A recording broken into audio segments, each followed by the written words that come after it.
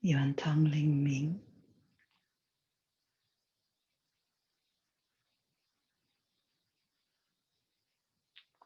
It's all part of the process.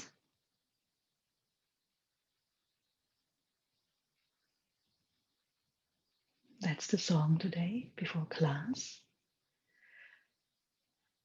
It's a song that can help us when we refer to something that we all know very well, and that also Janse has referred to yesterday again. For those of you who haven't seen it or haven't watched Janse yesterday or today in a recording, but also because one cannot hear that often enough, the 7 characteristics of the patterns, how stubborn they are, how deeply ingrained they are, how automatic they are. And I liked how Janse put it yesterday, that the false self has been in control all its life, meaning the life you have lived so far. And it likes to be in control.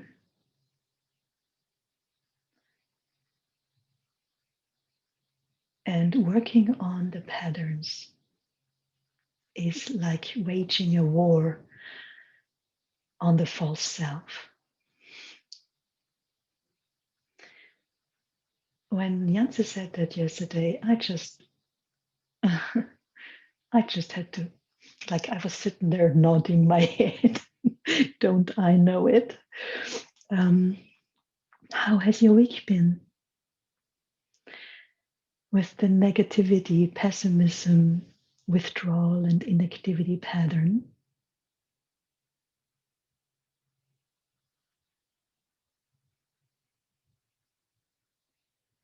it's quite a strong one, isn't it? Quite a forceful one. And that's at least been my experience with all the patterns I've worked on. Many of the fundamental ones, or my individual fundamental ones, coming back to haunt me this week. But, well, Ling Yuan every day did manage to shift it a next piece with yesterday's talk with Janse. Today, they finally seem to have shifted. I mean, they were going, like this, and then the false self fought back, and then I interfered again with Ling Yuan and with my truest self that I can find so far, and then the false self came back again 2 days later, and then so it was really interesting, and remembering that it's all part of the process is a good replacement information, a very strong replacement information for the negativity pattern as well as the pattern of today. Fixed expectations, preconceptions, taking things for granted, and false assumptions. This one is again a mouthful. It's because the actual quality of that pattern encompasses all of these main 4 areas. We call it fixed expectations for short, or the should be pattern, should be different pattern. But I really like to work with the names of the patterns in their long description. And I try to use it always when I go to my churcha or when I become aware, this is this pattern. I like to call it by its whole name because then I have easier access to the information of all of the aspects seemingly involved in it. So, fixed expectations, false assumptions, preconceptions, and taking things for granted. When you are very familiar with the name, it can give you a real good grasp once the pattern activates it. Because the false self has so many ways to get you back in its grab, in its not grab, in its grip. It can grab you so easily with so many different aspects of it. So the name is always a very good start. And then knowing the pattern very well is the next step. This is why I have chosen for this round of the 30 patterns, 30 plus weeks, to use Jance's information.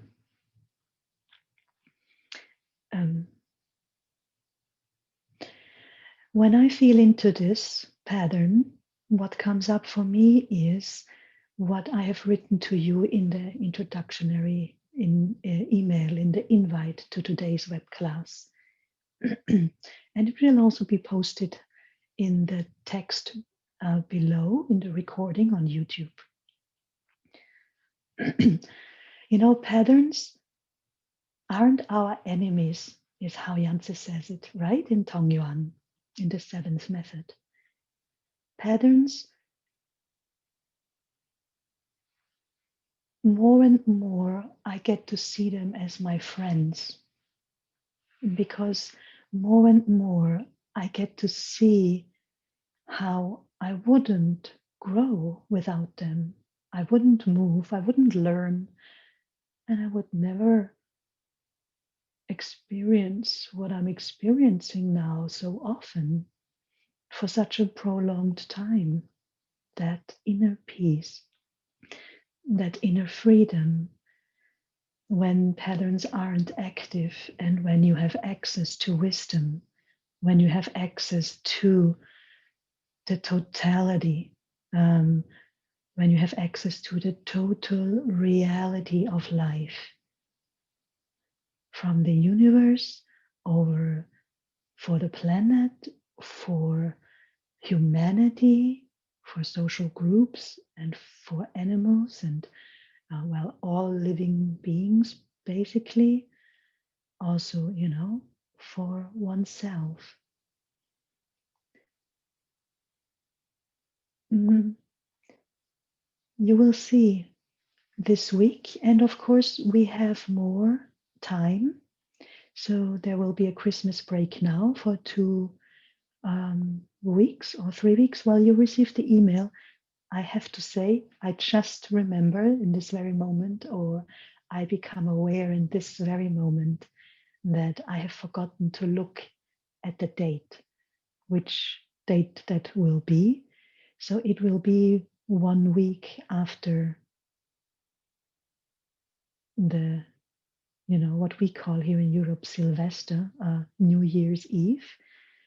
Whatever the next Sunday is after New Year's Eve, I don't know. If it should happen to be the Sunday, like if New Year's Eve is Saturday, we won't be doing that Sunday. So we will go to the next week. Yeah. So not the weekend of New Year's Eve. Not because I am going to be drunk. I don't drink alcohol since I'm 21, but just because, many people are seeing this as a very special time in their life, with spending with family. And even so, many in the world might not be able to go and see their families this year. They will still be on, their tablets and phones a lot to hang out online with their families. So we are going to hang out with the fixed expectations, false assumptions, preconceptions, and taking things for granted pattern for quite a few days now.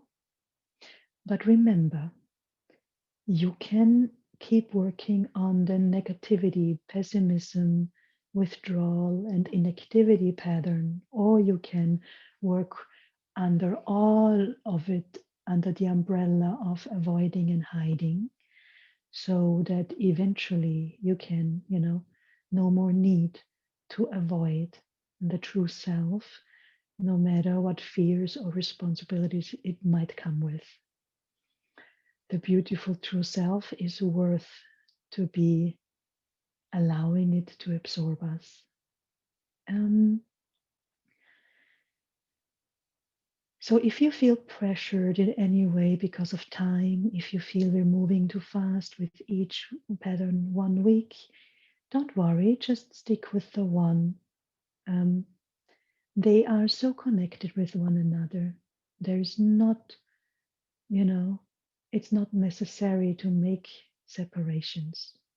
In fact, like my little cartoon of this week is showing, it's actually here to take down walls, to take down separations, to take down the limitations of our two-dimensional mind, the mind which does not feel compassion, does not feel patience, does not feel love and trust, uh, the mind who is not thoroughly involved in accommodating yourself and everybody and totality into your life as one in every moment.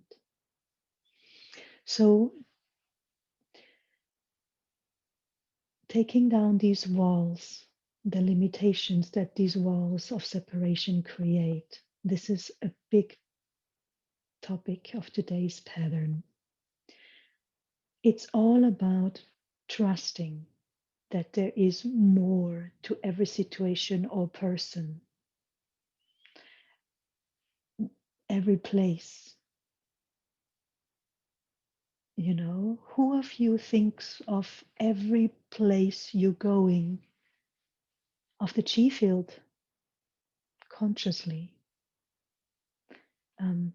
Which is funny now. I just makes me think of something when I went for a walk today, and I haven't practiced Ren Yuan, the third method, in a while over the summer. I had focused on other things, and a week ago, I was on a walk, and there was a meadow besides a river, and I just felt like, oh, I want to do Ren Yuan. So I practiced the third method there on that meadow. And today, when I walked past that same place, I felt the chi field of Ren Yuan there. I walked right into it. Until that moment, there was not one thought about doing Ren Yuan again. But I marched into the chi field and just had to practice Ren Yuan. So that was quite spontaneous. And this is a little bit how we can work with this. It's all part of the process with this pattern. It's all a part of the process. No matter how much a pattern has you in its grip, try to remember, which is a lot, cha, try to get back into the awareness. Stay aware that if the situation you perceive it as bad, remember there is more to it. There is a part, it's part of the process. There is more laws to it. Trust that there is more development. You're not at the end of that situation yet. There is much more change to come. There is much more experience to be gathered, more understanding to be gathered. And also, when you can accept this, in that moment, you will see that your freedom will come back, or it's a good possibility that your freedom comes back, or at least you will feel a little relief. You will feel that, right, I remember, or oh yeah, I remember this awareness. There's more to it. It's not just this situation. There is more of that totality to it.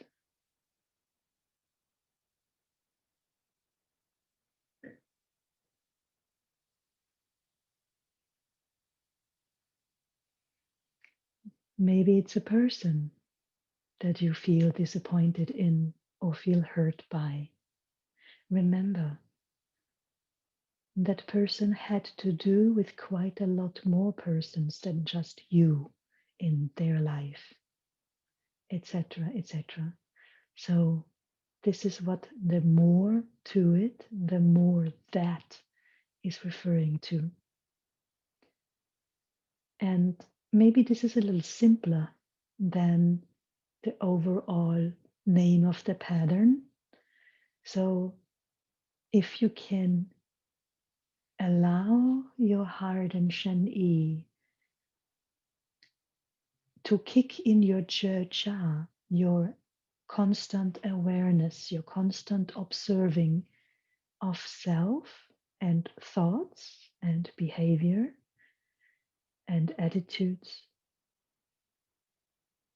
then there's more to it. Or the simple, it's just a process. It's only one part of a process, and there is more. Then maybe from there on you can then activate and retrieve the information that you will hear today about the pattern of fixed expectations, false assumptions, taking things for granted, and preconceptions. And then you can maybe, once you have kicked in or once you have reunited with the simple replacement information, you can then allow the information for this pattern to become active and to go ahead and start observing or digging. Like Janse said, with the technique, one attitude and one technique, go gather more facts about the situation that you're in, and you will free yourself again.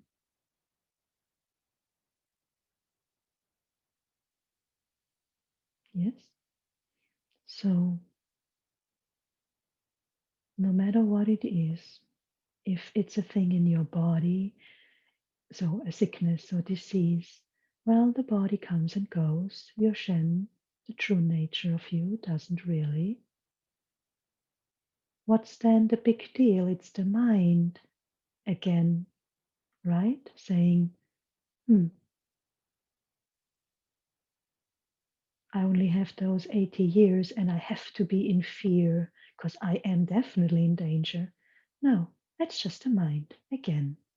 Yeah, the false self who does not feel trust, cannot respect the totality of our laws, our destiny, the cause of effect. The law of cause and effect, the law of unification, opposition, etc., etc., etc. So let's unify a bit more if you haven't yet, and prepare for the Ling Yuan process. This moment, I just have this feeling for, remember, you don't have to listen to this pattern every time. Sometimes reading is a bit quicker, of course, or sometimes all you need is to read one of the aspects, either the manifestations or the validity and advantage, or the possible negative effects. Yeah? Or, of course, sometimes all you need is to read the possible replacement information to get back to your calm, natural, and relaxed state. And Ling Yuan, you can trust your Shen. Once you've heard it, it is retrieved in there. And when you think before a Ling Yuan, oh no, I can't remember anything, that is also your mind, right? This is your mind. That's the false self trying to stress you about something. When you remember to relax, when you remember to go back into trust and the openness and into respect, then you can love the situation you're in and, maybe be grateful for it. And then you can patiently wait for the next information to come. This is what we do in Ling Yuan. In Ling Yuan, we don't work with memories of the mind.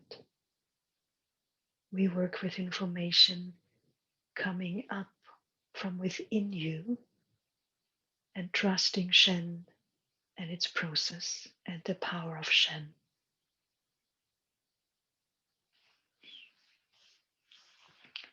So let's unify and adjust our state so we can have our heart communicate with Shen,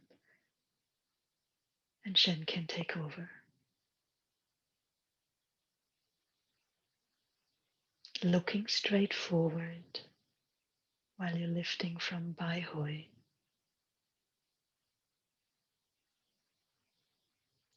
Draw your vision back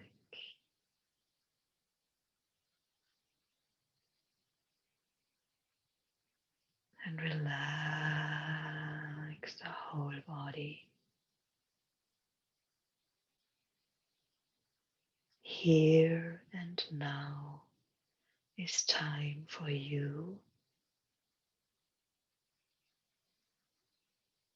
time for your total reality to change and transform.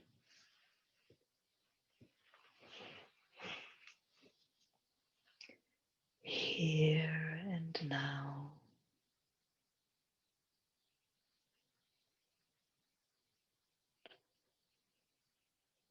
Relax.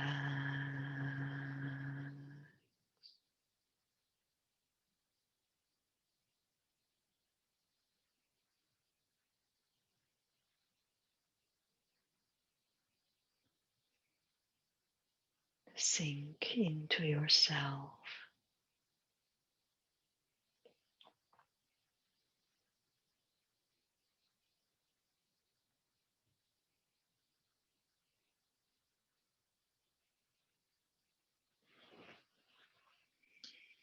While you keep relaxing, you might have to shift your body. Go ahead and do so. Relaxation doesn't mean frozen. Relax.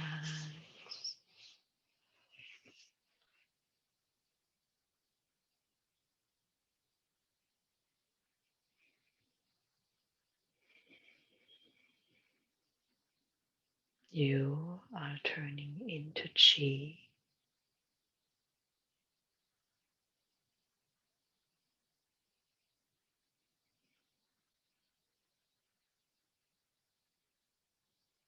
Now you are chi and consciousness. You have become aware that you are a chi field.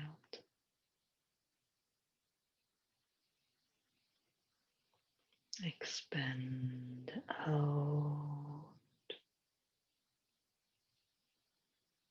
You are becoming one with all.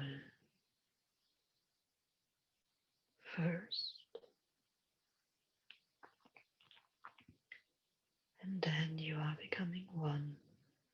with the universal Qi in its purity and its original state. Original Yuan Qi, where there is no distinction between Yuan, Yin and Yang. It's all one, and everything that has ever existed, everything that exists, and everything that ever will exist derives from this original Yuan Qi.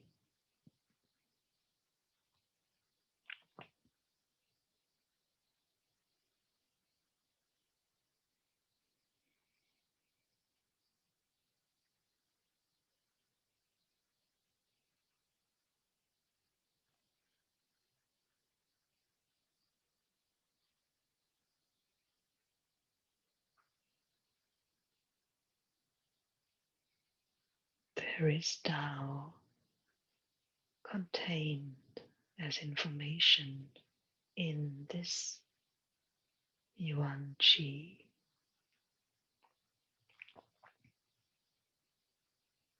All the laws of the universe is Tao,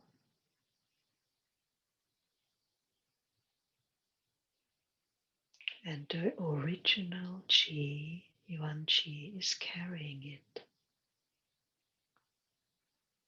as information in its original form. So draw back to yourself now. Draw it through the entire planet, every human being, every other living being. You are giving original Qi and Tao to everybody on the way to yourself.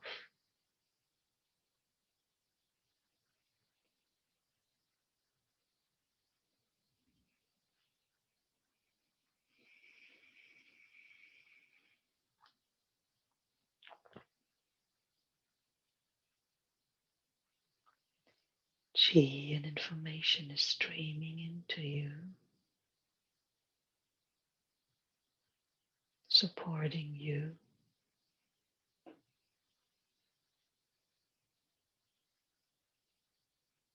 Your body has transformed.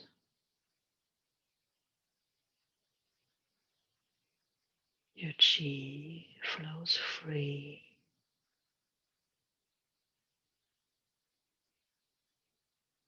And your state is unified.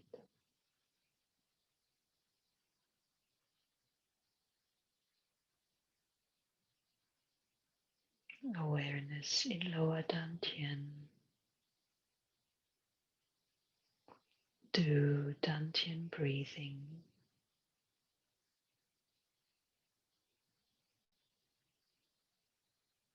Your dantian is exhaling and inhaling.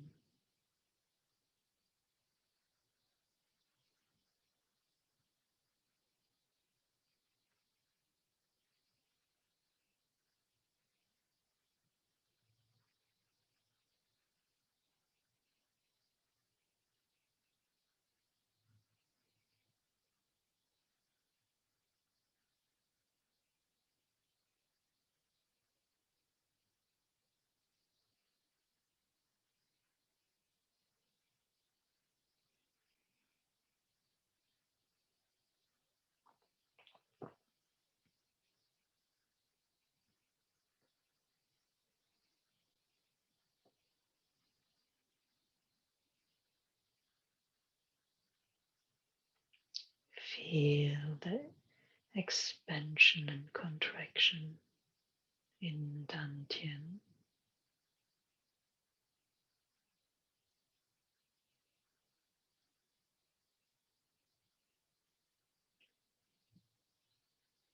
Qi is gathering in lower dantian.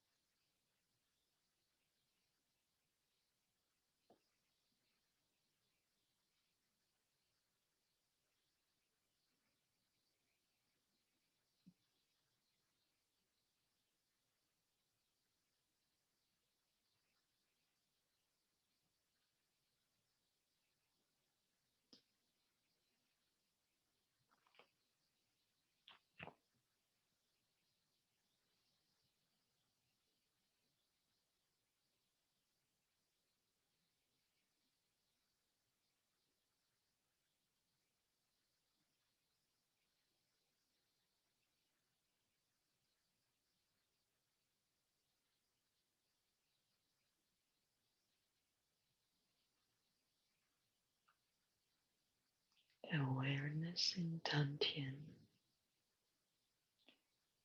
Now gently allow your awareness to rise up together with Dantian Chi to Xinling, the Chi field of your heart consciousness.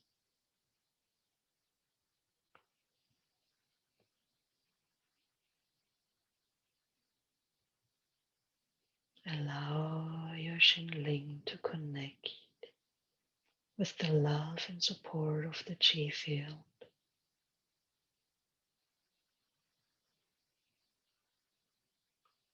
And the universe.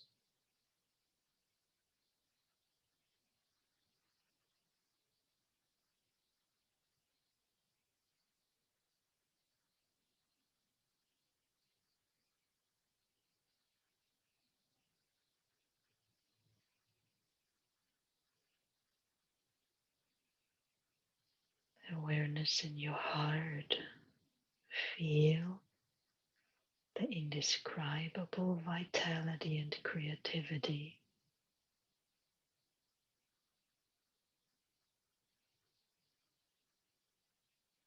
And feel the desire in your heart to change yourself and to grow.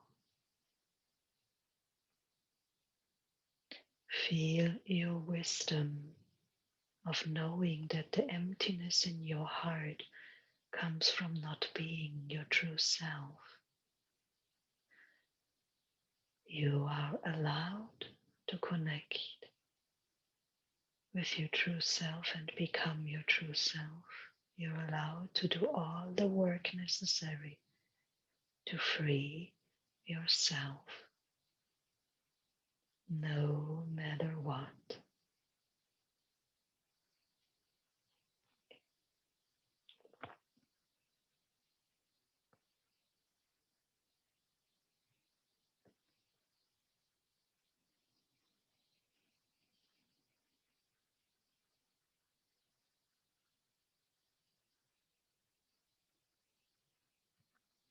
Awareness to the heaven,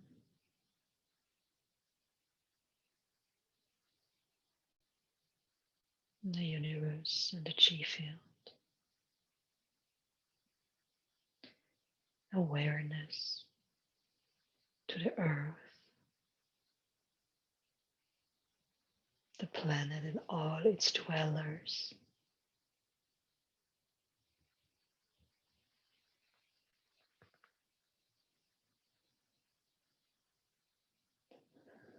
Awareness to all humans and humanity as a whole.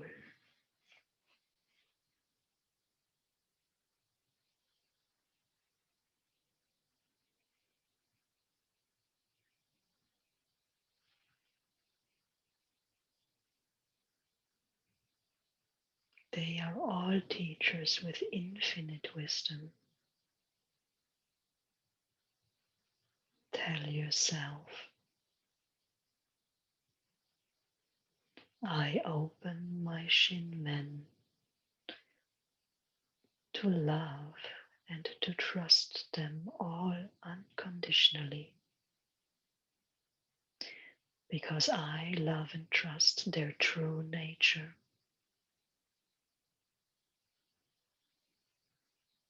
And with gratitude in my heart, I receive their love and wisdom, and I unify with it.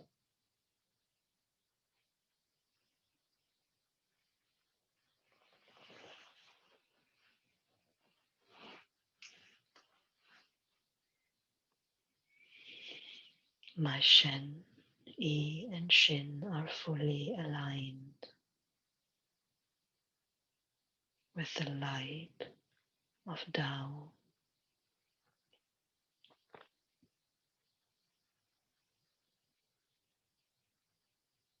With Gongqing, realization and wisdom are arising.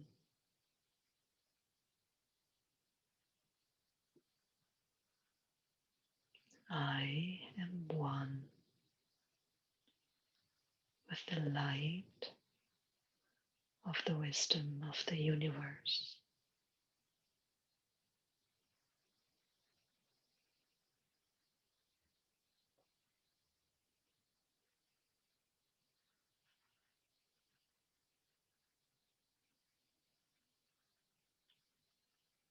Awareness in your Ling expanded upwards. So Ling and Shen-Yi, your heart consciousness, can become and merge one with your true self consciousness.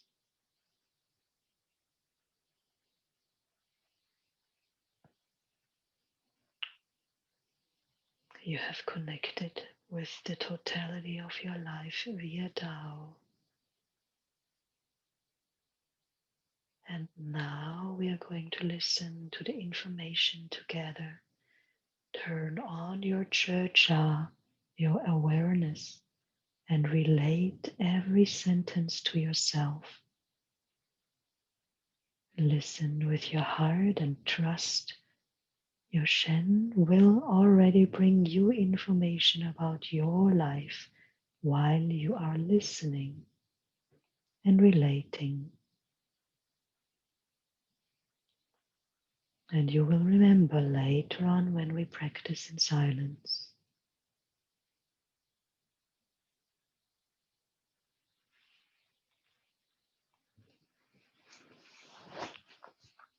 The pattern of fixed expectations, preconceptions, and taking things for granted, and false assumptions.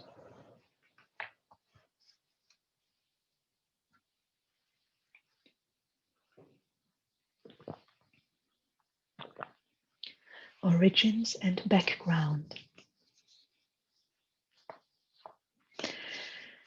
The evolution and development of the human species is one of the origins and background. The process of the formation and development of this pattern is extremely complex. Ideas were formed through experiences gained from human activities in both natural and social environments. So let that sink in first deeply into your consciousness. It is a very complex because ideas had to be formed through experiences gained from human activities. Yeah. Gradually, the connections between things and their laws and patterns governing their behavior became clearer. Ideas about what things actually are and how they should behave were formed in this process. So just to remind you, the evolution and development of the human species, it basically refers to when we first became humans from being primates and all the other steps of evolution we have gone through in consciousness development, through life after life after life after life lived and experienced. And then we became humans. And then we had to have all these observations and experiences. And we started to observe and we started to draw conclusions. So once these ideas were formed, they were often regarded as reasonable or right and therefore applied repeatedly.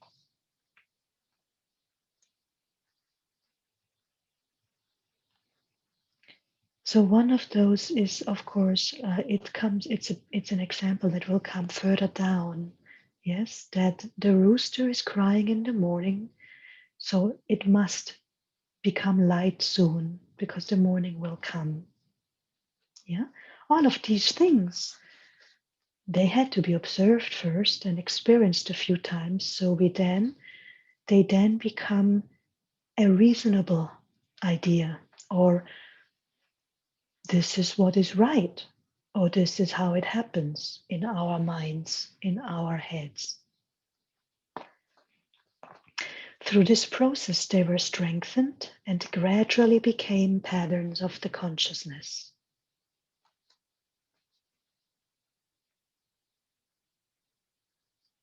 Yeah, so also the unhealthy patterns, they were built. For example, in the primitive era, humans accidentally discovered that animals burned by forest fire were easier to consume and tasted much better. The desire to have more cooked food prompted them to find a way to retain fire. Gradually, as they learned to use fire, they discovered that cooked food was also beneficial for health and that fire could keep them warm, help them see better at night, and therefore keep them safer. This motivated them to develop techniques for starting and controlling fire.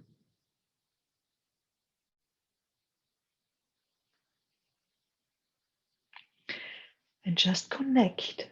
Actually, you have lived at that time in some form, right? You could have been a leaf, you could have been a human, you could have been an animal, but you have experienced that era in our understanding in Renshe. So now let's try to sum up the process as follows. There is a raw experience. So we're having an experience.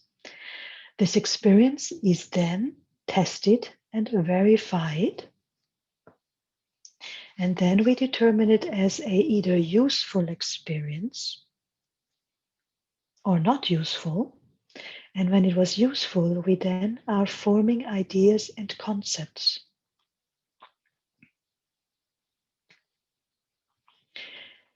The next step is applying these formed ideas and concepts.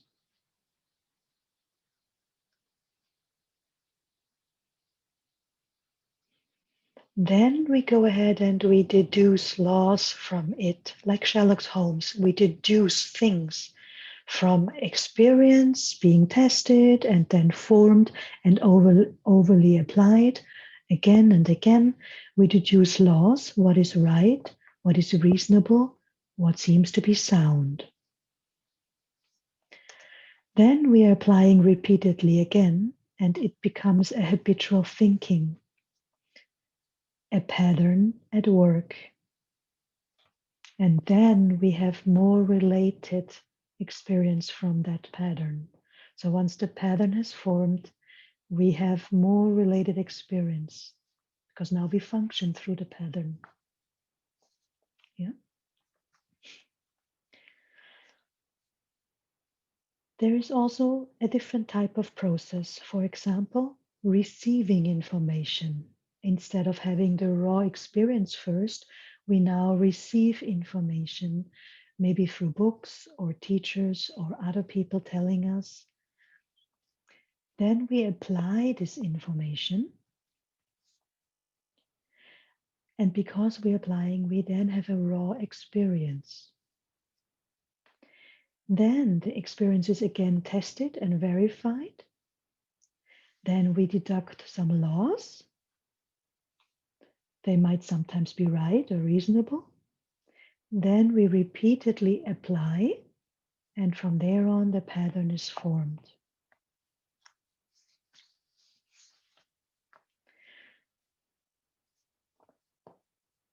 In addition, another way to form ideas is through empirical inference. For example, through observing the phenomena of daylight and roosters crowing and reaching the conclusion or idea that daylight will come soon after the rooster crows, or daylight is not coming soon since the rooster hasn't yet crowed. Yeah? So this is what empirical inference is. The things seem to go together. So I don't know if you have read these patterns at some stage or if this is your first time that you hear about them. There is a lot of arrows between all the between all the words. So raw experience, tested, verified, useful experience. It's basically that's the way how a pattern is formed, and that's the way how ideas are formed. And then ideas form into patterns. That's basically all you need to understand. And then the application is repeatedly. And that's when the pattern is formed. Yeah. And there's two ways of how this can start this process.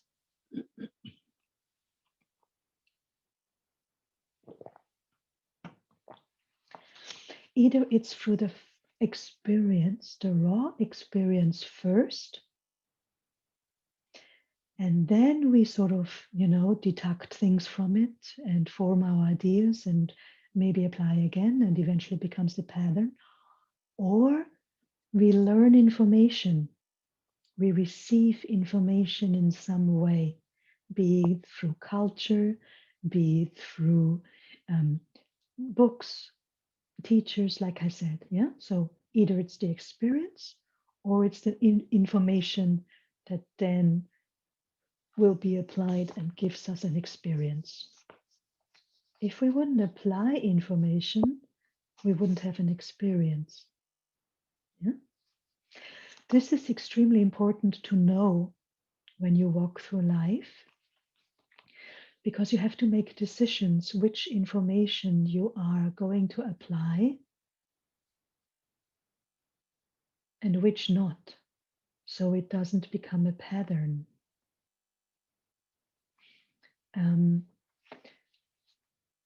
If you know me well, you know I'm a little bit of a zealous preacher for Renshe, which I am doing my best not to be. But Renshe has just so inspired me. I, I am sure mostly because I have been traveling for 16 years all over the planet, looking and applying techniques to help me, you know, remove that hole in my heart, that hole of emptiness and longing and for purpose, that longing for feeling purposeful. And my life was beautiful in so many ways. Sure, I've experienced difficult things, but then I came into the Renshi field and application made sense from the moment first on, and it never failed. It never stopped making purpose. It never stopped making sense, and it never stopped bringing me forward. Whereas I have to say, many, many things beforehand, I always had to stop either immediately or after a short term of observation. Or, as me personally, I have applied yoga for 10 years, and there was always something that it just didn't give me enough. And what I like to repeat here is Jance's words: it is to separate trash from the treasure. The treasure is being the true self and the totality of life, the total reality of life. What does total reality mean? Total reality means what is real. And it doesn't mean that we can't use other things like, good food or medicine, plants or even medicine coming from pharmaceutics. when we understand their place, when we understand the type of information they are giving us. Yeah. And so it is really important to choose what type of experiences we keep applying due to what information we choose. It is good to take some time there and to do a lot of observation, because when we allow ourselves not to keep removing trash from treasure, things that do not follow the laws of life, they will not bring us closer to become Tao, to become one with the light of the wisdom of the universe. Yeah, to become the universe. When we keep holding on to all the trash that has nothing to do needed for being the treasure, we have a lot of attachments to things that don't lead us there. And when we spend a lot of time with those things, there might not be enough time in this body to reach the true self, or to be at least calm, relaxed, and natural. Um,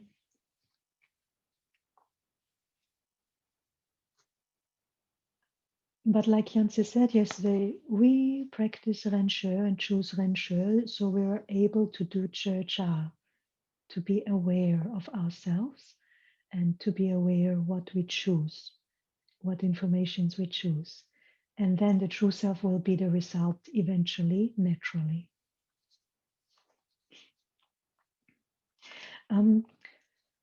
I have talked about this right now because I really found it very interesting. Even the first time I read this pattern, I thought it so interesting that Janse pointed out the two different ways of how patterns are being formed, healthy and unhealthy ones. Yeah. It is important, especially in our era today, to know about what informations we choose to follow up and apply. So it doesn't all come from raw experience, because we live in an information era. Yeah. So I digressed a little bit here, but I hope this will be helpful to you and your future life as you keep applying.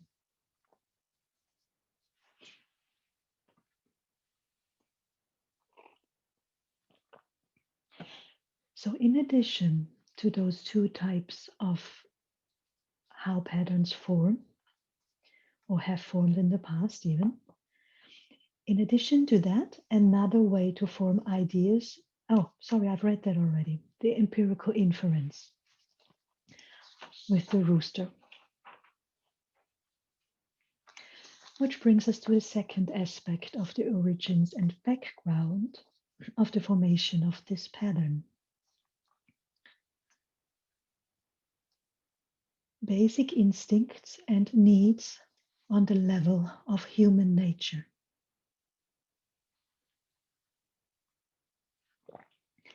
Remember, last week I have gone through the 10 fundamental qualities of human nature again, so we won't do that here today. The basic quality of human nature, when we all sum the 10 up into one, is to seek benefit or interest and to avoid harm.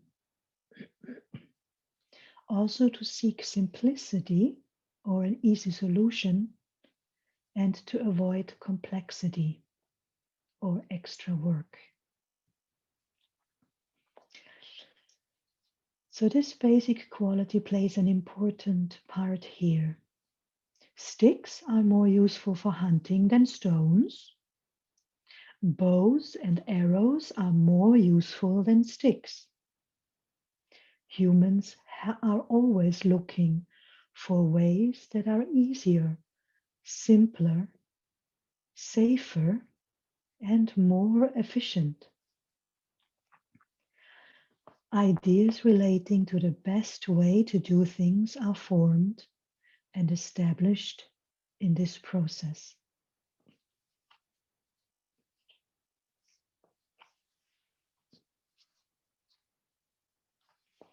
In other words, it's just very natural for a human being to remove treasure from to remove trash from treasure.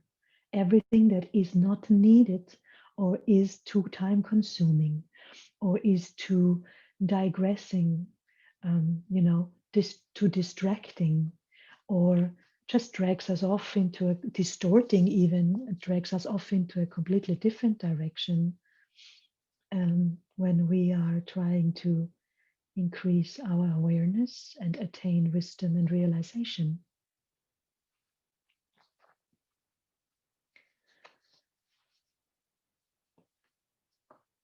Number 3, social and cultural environment. Humans and culture are core elements of human society. One of the main characteristics of culture is the spreading of thoughts and ideas. Every culture has its own unique way to view the world and reality.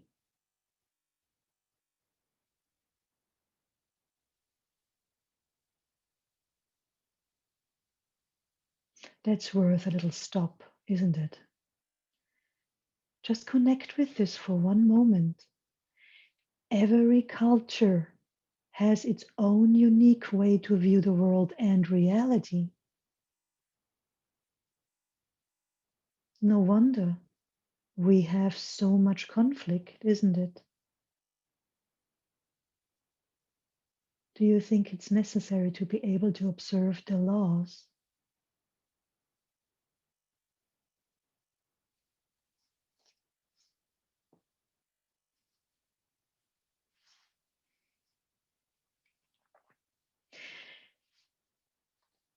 Every field of endeavor, such as politics, religion, or profession, also has their own view of the world and reality.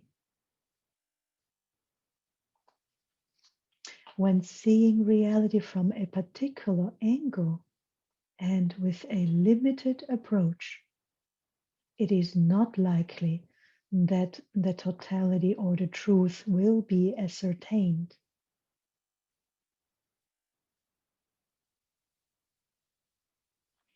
People do not always realize that what they see could be limited or even twisted because they are looking through a filtered lens. Often people think what they see is truth because it looks so familiar to what they know, and the view is so deeply ingrained in their culture. That's how it becomes a fixed expectation, right? They then defend their ideas as absolutely right and true and even actively spread them. And with actively spreading them, we mean they also act them upon them. Individuals of a particular culture and society will be affected by the external environment to a greater or lesser degree. Very likely, they will be assimilated into the culture they are brought up in.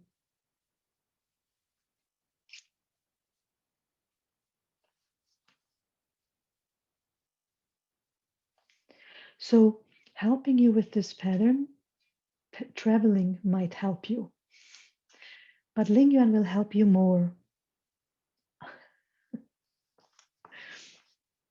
That's my experience.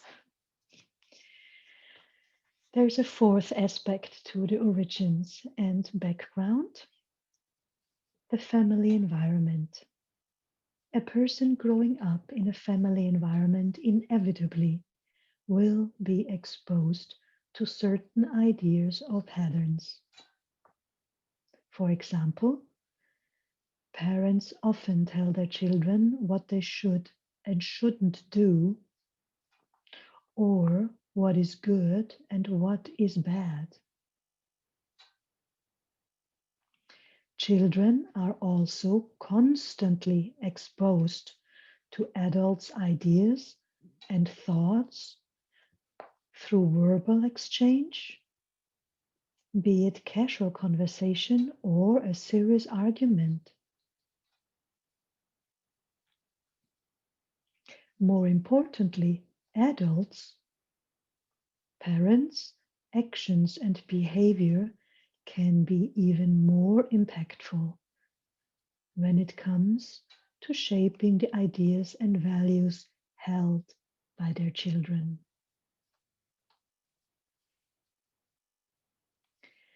We can say that living in a family environment constantly immerses us in all kinds of ideas and thoughts.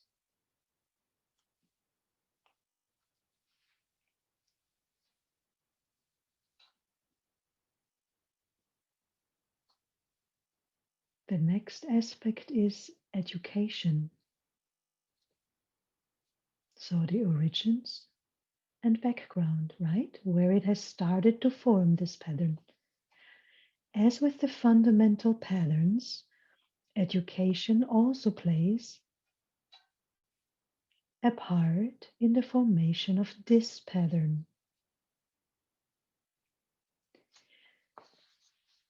We receive education from an early stage of life. In this long process of education, we receive all kinds of ideas and concepts. Values are imparted intentionally or unintentionally. For example, we may all have been told that if we want to become such and such, then we have to do this and that. Or we should do this and not that. Or this is the way to do this or that. There's a lot of this and that, yeah? Our understanding of life and reality plays a huge role in the formation of our patterns.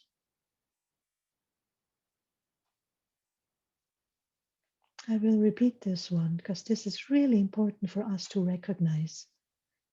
Our understanding of life and reality plays a huge role in the formation of our patterns. Education is a common means used to pass on the discoveries humans have made about life and reality. What is imparted through the education system is therefore at the same level as humans' understanding of life and reality. In this sense, education plays a big role in the formation of patterns.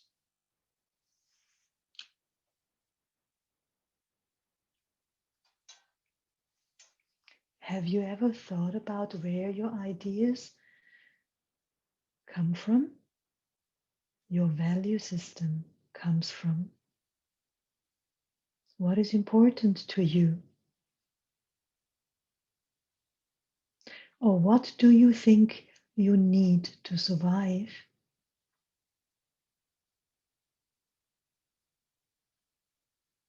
And what is reality from it?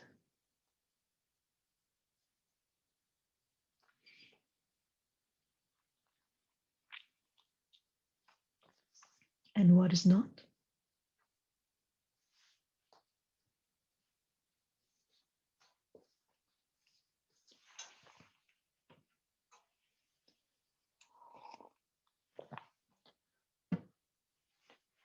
We think, we think we are, one example is we are so disturbed or surprised or even,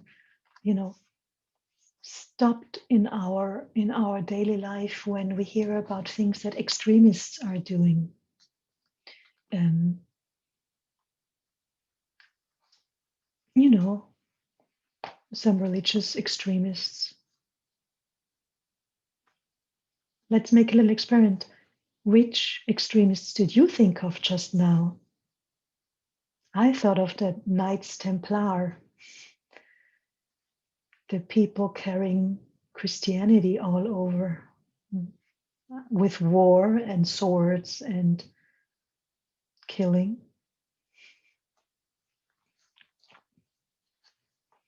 Or Genghis Khan.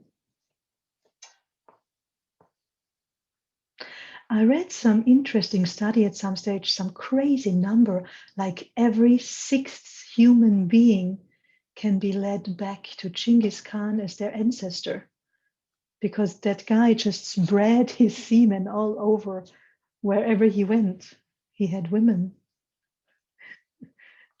Every sixth person. Well, I don't want to start a rumor. This was a documentary I watched at some stage about Genghis Khan.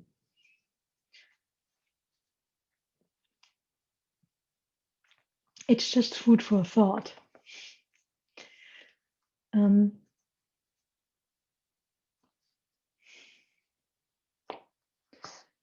Where do your ideas come from? And are we so different than extremists? Why do white supremacists think they are more important or better than any other race?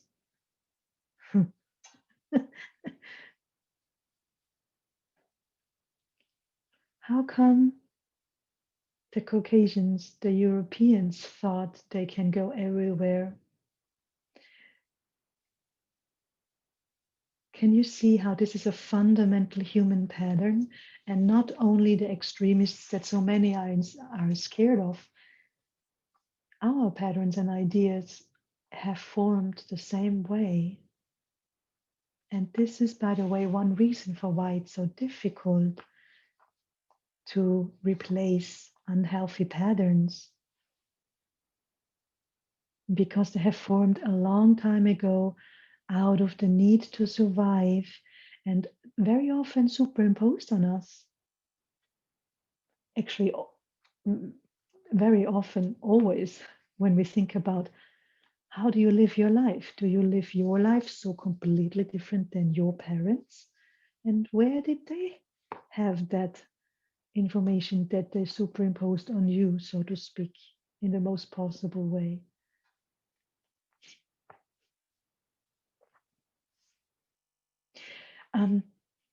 I think this pattern is really critical to work with, because it really helps us to understand why we live our life the way we do. And should we really not make effort to change? And that in turn helps us to be willing to change, no matter how difficult it might be. When we find out that your value systems or your ideas aren't yours, has that got much to do with freedom? I know that when I found that out, well, with 10, that was when I was like, no, Mom, I have to go and look for someone who knows what the reality of life is. I love you, but I know you don't know that. There must be more to this, because this cannot be all. Do you remember when that happened in your life, when you figured out that this can't be all, that there must be more to anything, and that you have to learn about it so that you can make those changes and apply those changes? Do you remember that time? Or maybe is this happening now, which is then a great time?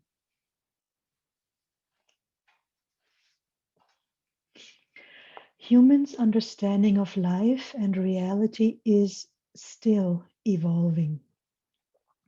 Throughout a long period, we believed that the Earth was the center of the universe, and this idea was passed down from generation to generation through education.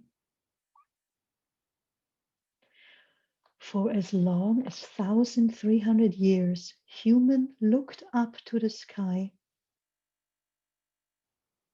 and saw all the astronomical bodies revolving around the Earth. This geocentric geocentric model was regarded as truth in human consciousness for centuries.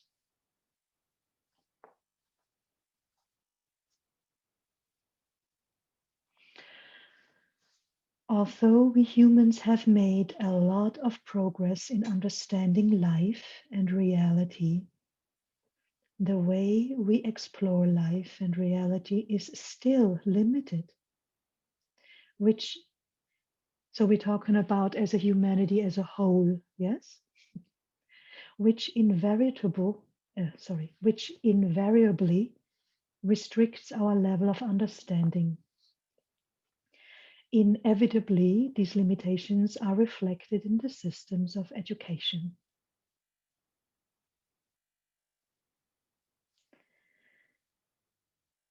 So we need to be very honest with ourselves, very honest. And I know I've said that, I think, the last two times, not just the last time, traditions and how we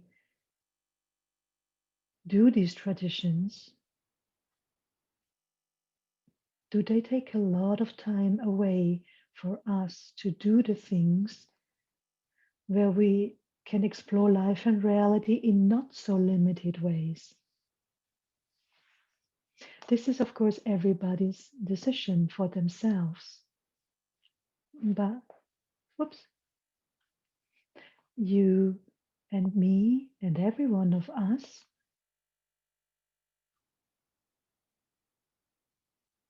there's lots of room to expand, right? Lots of room to develop in.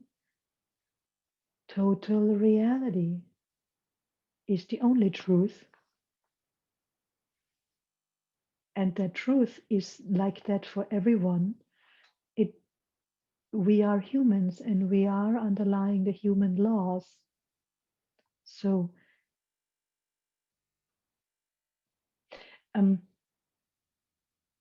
I hope I'm not too forceful with you. I myself am that direct to myself, and sometimes that might be a bit too strong. I totally see that. But I am who I am, and I am trying to use my qualities and me or myself the way I can best. And I find this quite important, because how would we move on if we keep every tradition, every thought the way we have received it from all of these aspects we've heard from the past, in the primitive eras, from human nature, from family environment, from culture, from the social environment, and from education? Can you see how the avoiding and hiding pattern has an easy part to play here, or an easy way to sneak in? Yes, because our insecurities, which is basically the avoiding and hiding pattern, have a big part in this.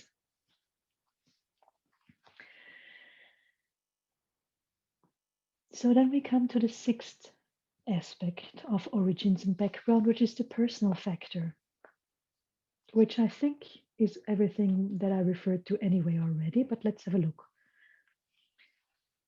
As with other fundamental patterns,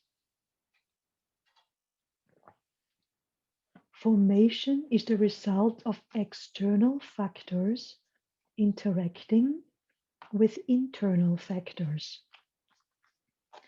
This is why, even when people are under the influence of identical external factors, each individual will develop patterns different from the others. For example, siblings, even twins, growing up in the same family environment develop different patterns. Each person will develop unique characteristics and personality traits. The personal factor also plays a huge role in the formation of ideas and values. For a pattern to become established, usually there are three main processes to undergo. The first one is recognition or identification.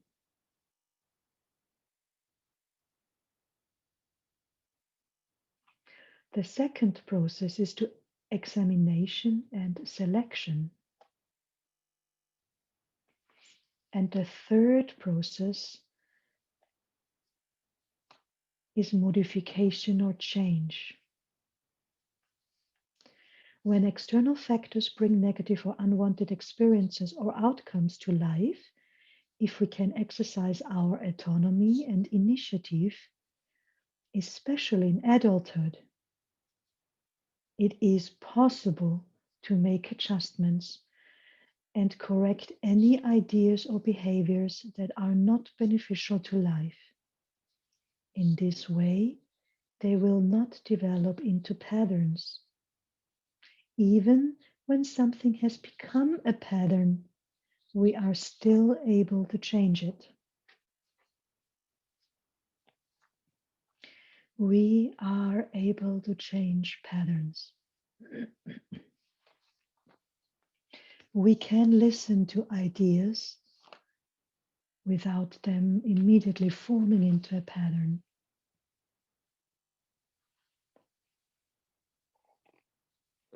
So it is always safe to listen.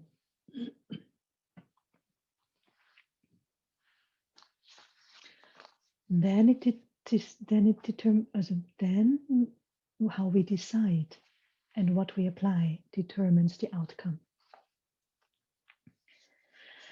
Which brings us to the general and specific manifestations of the pattern. The pattern of fixed expectations, preconception, taking things for granted and false assumption, manifests as fixed ideas or expectations about how things should be or how they should go. So ideas, fixed ideas, yes? When operating this way, subjective ideas or wishes override the objective reality. Other manifestations of this pattern includes self-righteousness and holding tightly to one's own ideas, views, judgments, or expectations. It is a strong assumption that things can only be or only go the way I want, and there is no other way.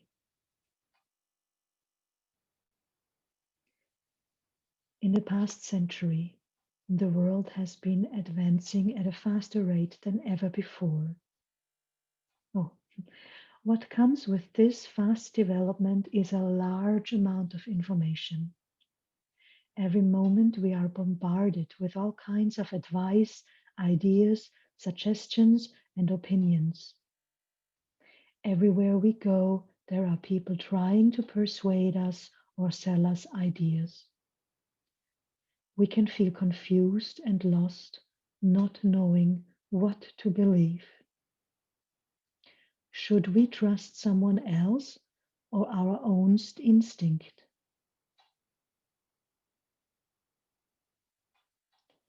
How do we avoid being misled or making rash decisions? In this era, being able to remain level-headed and make sound judgments seems more important than ever.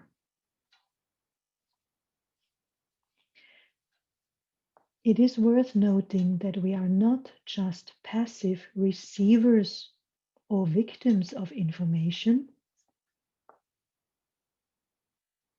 We can also become perpetrators.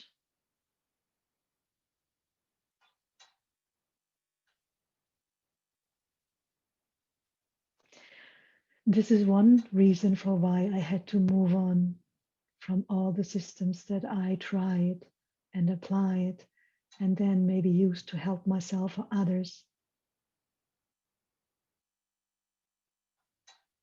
I felt I wasn't giving them the truth because I didn't give them total reality. So I had to keep on moving. Not once ever have I had this feeling with Renshö,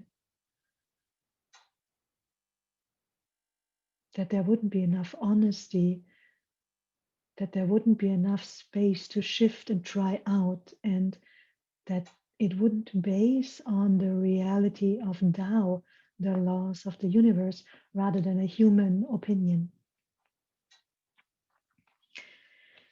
If we pay enough attention to ourselves, we may discover the activity of the pattern of fixed expectations. Look at how easily we can be affected by our preconceived ideas. Jans has given here a few examples. How do you feel when your son didn't pass his school exam? Or you didn't pass an exam? Your friend brought you a saucepan for your birthday while he knows you don't like cooking at all. How do you feel when your ex-wife told her friends that you always lie? When your family are all Christians, but your teenage daughter suddenly decides to become a Buddhist? That makes me smile about my own poor little mommy. Your neighbor hasn't mowed, sorry, not moved. Your neighbor hasn't mowed their front yard for 2 months. I find this funny every time I read it. Or how do you feel when you slept poorly the last 2 nights? You can, of course, dig around in your own ideas. These are just examples, yes? And I have to laugh because I find that funny, just how simple in Renshö we learn how to point out where does it come from?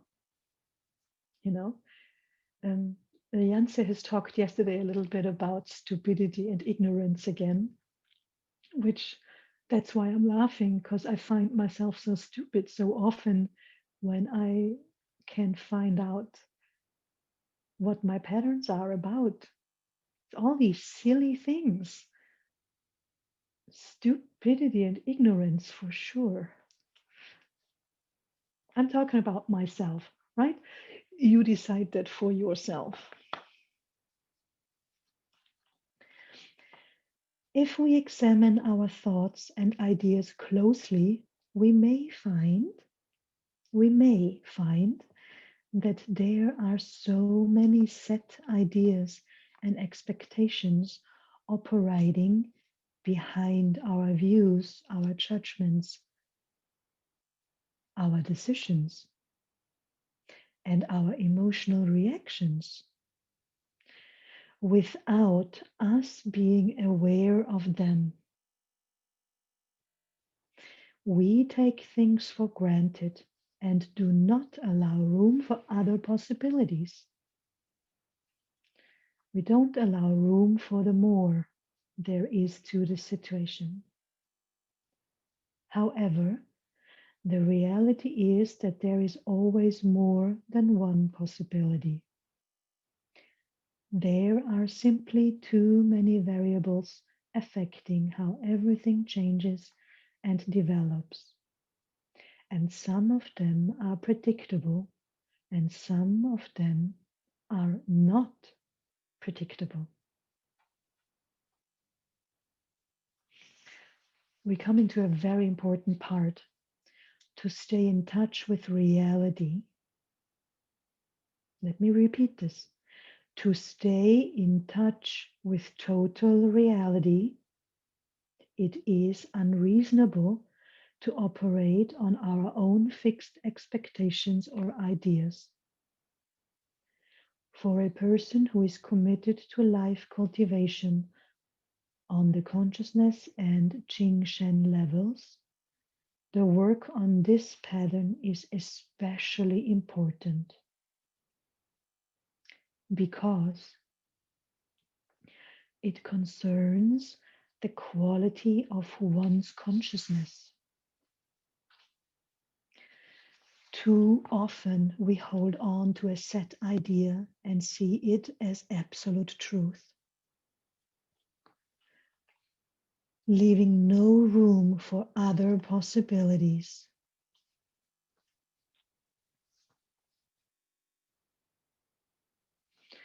And then, very often, when it has to do with social structures, the avoiding and hiding pattern finds its way into ourselves through the insecurities of not being sure of our roles, or for the feeling of us feeling split in two. We don't want to hurt others with declining some of the traditions, or, that makes us feel split, or makes us feel like we are weird or strange, or we hear that even. Can you think, just because I remembered this moment that I said I haven't been drinking a sip of alcohol since I'm 21, the people regard me as very weird around here, simply because I don't drink alcohol. And not for the reason that I had to stop because I was an alcoholic. No, I just decided to, it's yucky. And I decided that I did that only because society said that. And also because I had worked as a snowboard teacher in Austria for one season. And I was basically drunk every night because you drink on the slope, you stop here and you drink a little schnapps or, I don't know, some glühwein. And afterwards you go into a pub with your students and you drink a beer or more glühwein. It's such a it's such a tradition, it's such a habit of people going on ski holidays. Alcohol seems to be such a big drinking hobby of my culture and of the people who come here to learn snowboarding and skiing or whatever. And yeah, that's why I decided. And since then, ever since I say I don't drink alcohol, I always get a look. Always. Really? Or whatever. So we need to work on our insecurities, on trust our own, our own, views and feelings and convictions eventually. But we also are responsible to make sure that our convictions are following the law of the universe. Yeah?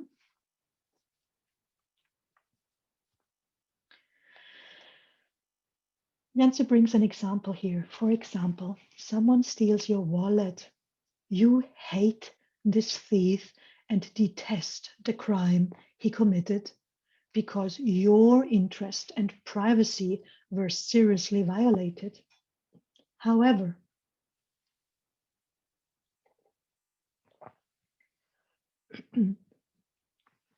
after getting to know him better, you realize that this young boy was brought up by violent and alcoholic parents who never provided an adequate living or the opportunity to receive a good education. Now his sister is sick and he doesn't know how to get the money for her treatments. because he didn't receive a good education and his living wasn't, adequate. So he doesn't have the skills to make money or, hold a job or all sorts of things. And he wants to help his sister. So now he decides to steal. However, before you found out more about him, you were so certain that he was a bad person.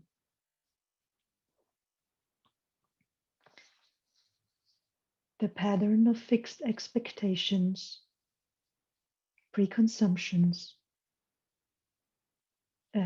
preconceptions, taking things for granted, and false assumptions can lead us to develop false views and ideas and hold on to them as absolute truth. In reality, everyone's truth is different. When the absolute truths people hold clash with one another, conflict can arise. This pattern can create problems and cause confusion and suffering to individuals, family, and society.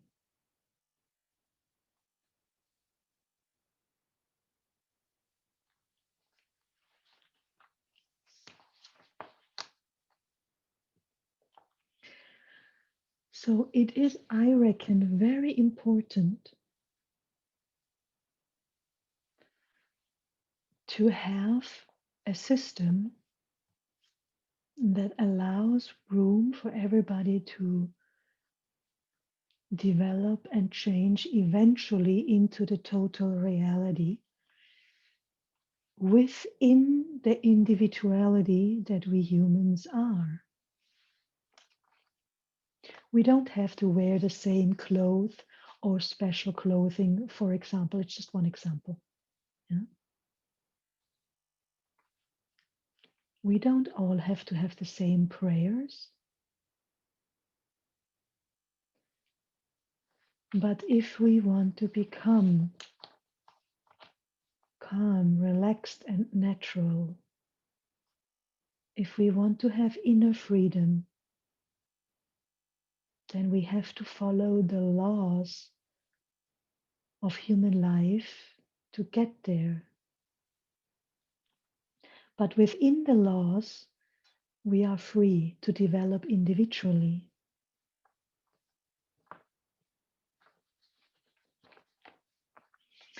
The validity and advantage of this pattern. In relative terms, the pattern of fixed expectation can have validity and advantage. Many of our fixed expectations and ideas are derived from past experiences, so they bear an element of truth and can be reasonable and beneficial to life. They can be used to help us recognize and to get to know things quickly. For example, many people think that education is necessary for a person to make a decent living. This has been taken as a fixed expectation and fixed idea by many parents and many generations. They encourage their children to study hard. In actuality, this has served as the pathway for many people to make a good living. Too many parents who believe this is the sure way for their children to succeed in this world, their goal has been achieved. Sorry, I pronounced wrong. Too many parents who believed this is the sure way for their children to succeed in this world, their goal has been achieved.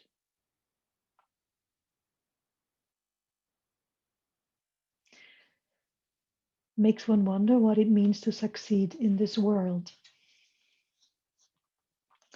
Let's look at the possible negative effects.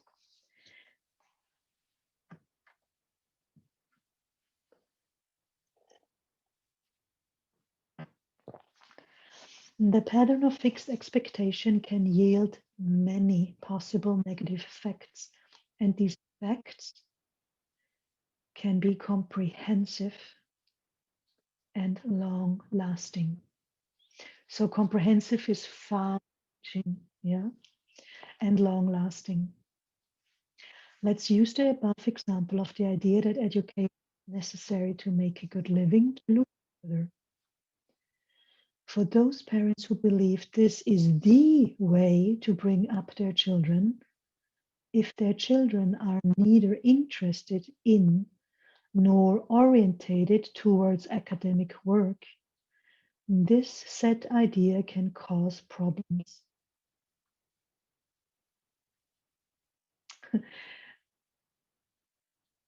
So this is what I love about Janssen. He uses his individual life to make, total reality be accessible.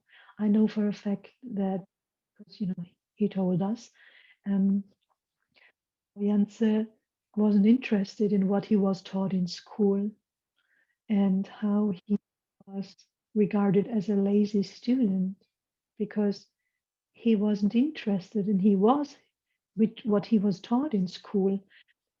Interested in other things.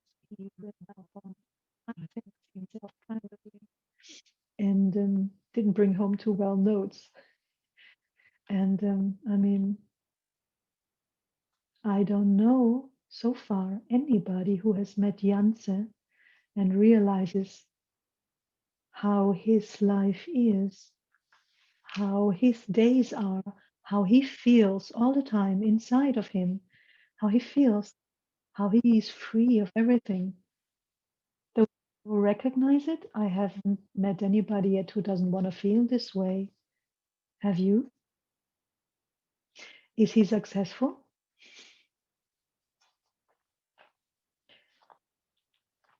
Say a child is interested in singing, but the parents do not think it is a career worth pursuing. This could potentially cause a serious conflict between them. The above example may sound familiar to many people.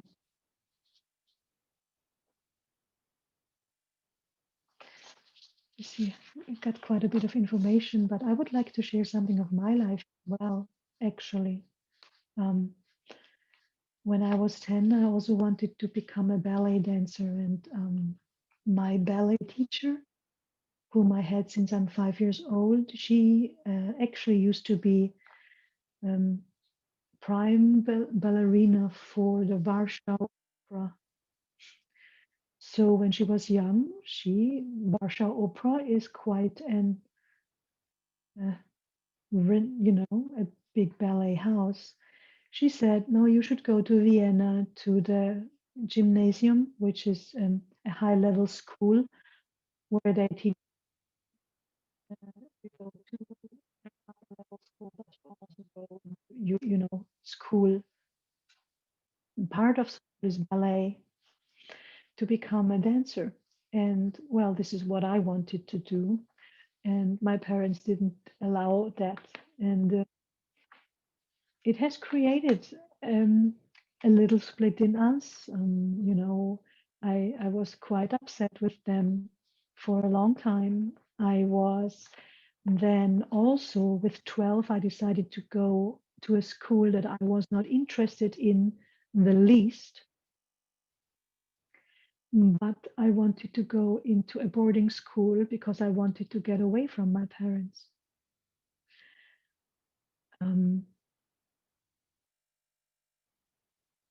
I wasn't interested in becoming a doctor. For me personally,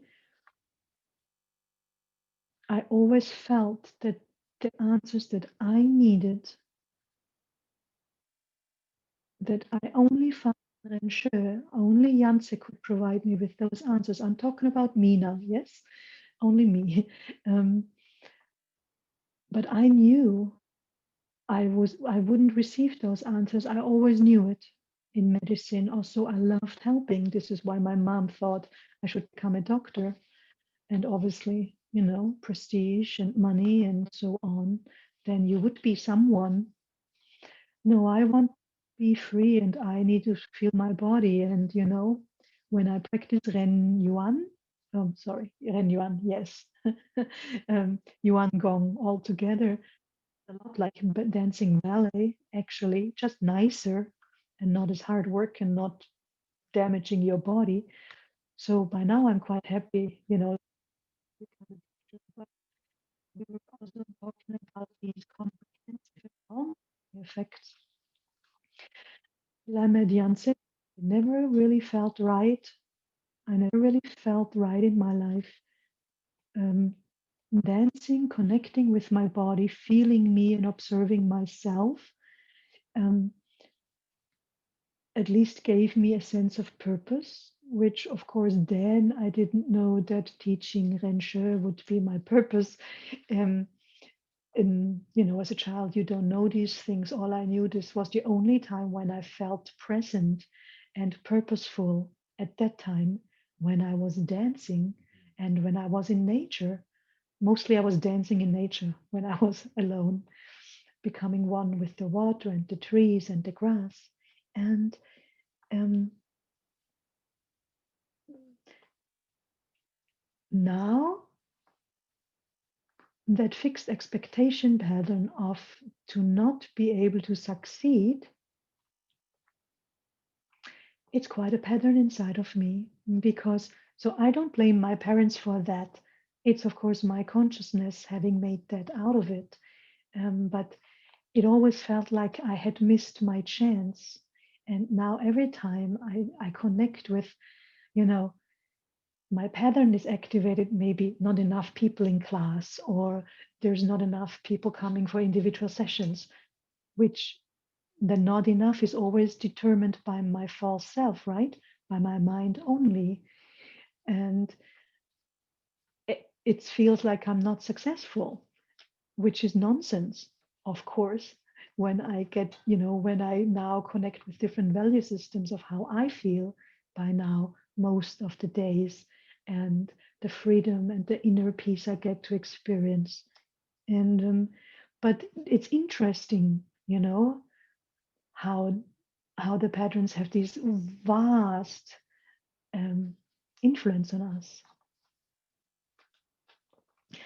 I am telling you again this story about my life. Well, first of all, I like sharing with you. And second of all, maybe it helps you to go and connect to your past in this pattern. Fixed expectation could be overall, about the overall life of you is going. And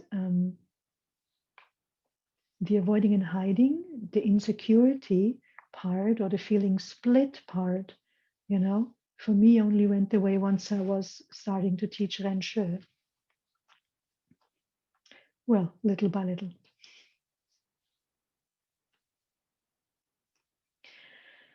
So the above example and my own may sound familiar to many people. Indeed, every person has infinite possibilities and has infinite creativity and should be given the opportunity to explore and create.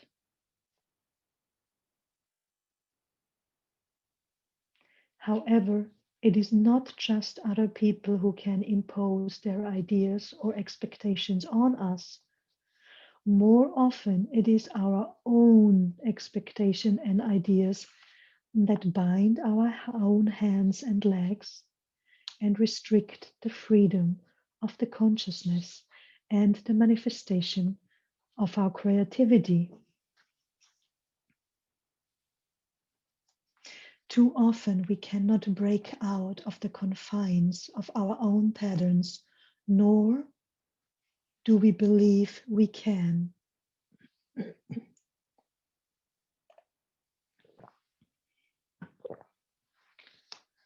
We may have the intention to try something new, but often this intention is smothered by our fear of failure.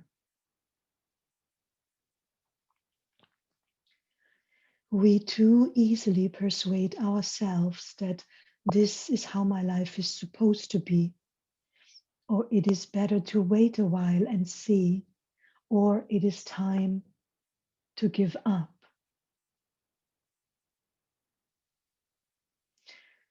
Time and time again, we prove to ourselves right, or we prove ourselves right this way, and the restrictions we put on ourselves get strengthened again and again.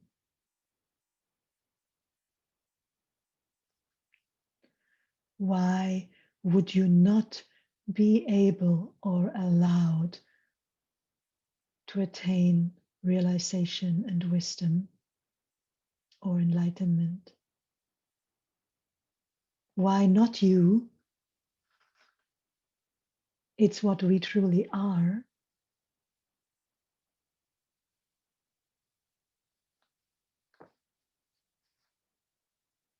My recommendation would be don't let anybody, and definitely not yourself, belittle you of that dream. Go for it. All you have to do is remove patterns and attachments. That's all.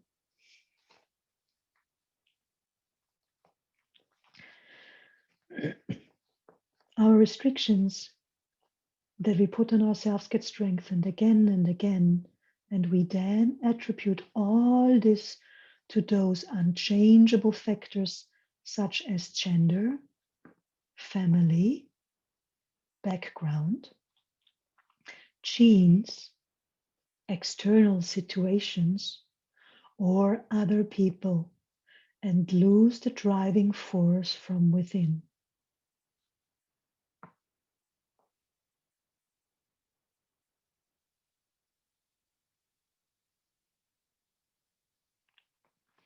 Our set ideas and expectations become excuses for escaping from responsibility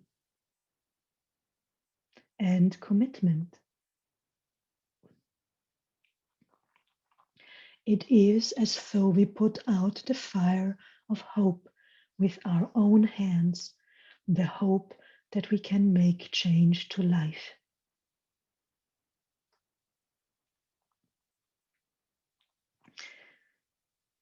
The pattern of fixed expectations is very common. Let's look at a few possible negative consequences that this pattern can create. 1. How do we feel when the outcome of a thing is totally different from our expectations? Are the common things we feel, such as frustration, disappointment, anger, guilt, shame, in any way related to this pattern? Number 2, when we realize the world is far from the way we want the world to be, how do we feel? Are the common things we feel such as despair, hopelessness, helplessness, powerlessness, demoralization,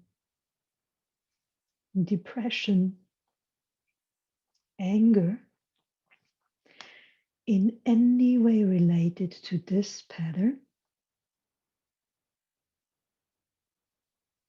Number 3, when we see that people or things are far from what we have expected, how do we feel?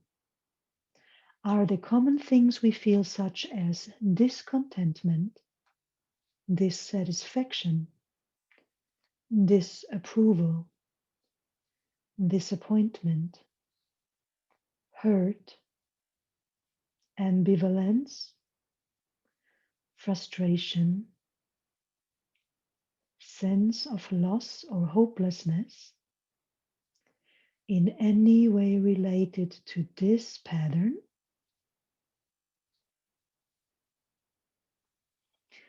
From the above, we can probably see the stronger the pattern of fixed expectations, the more likely we are going to experience all these unpleasant feelings. What we need to realize is that these feelings are not the end of the road. Nevertheless, they can have ongoing negative effects if they are not dealt with properly. A vicious cycle can form. For example, the manifestation of the pattern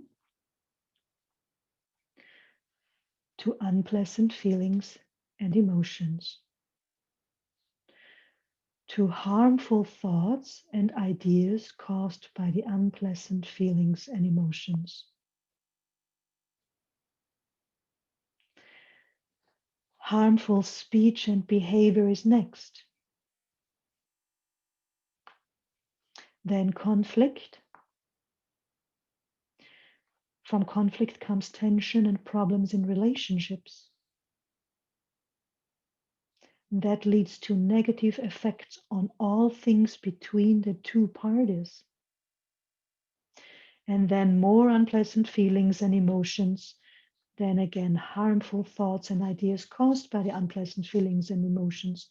Then harmful speech and behavior, and even more conflict, etc., etc.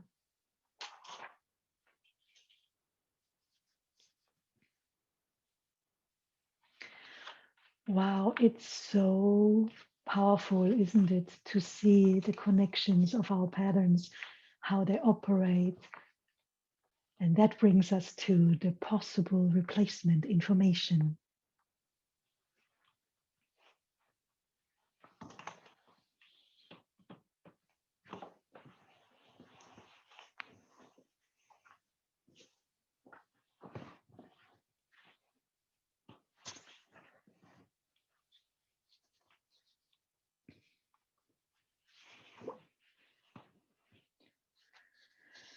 In human nature,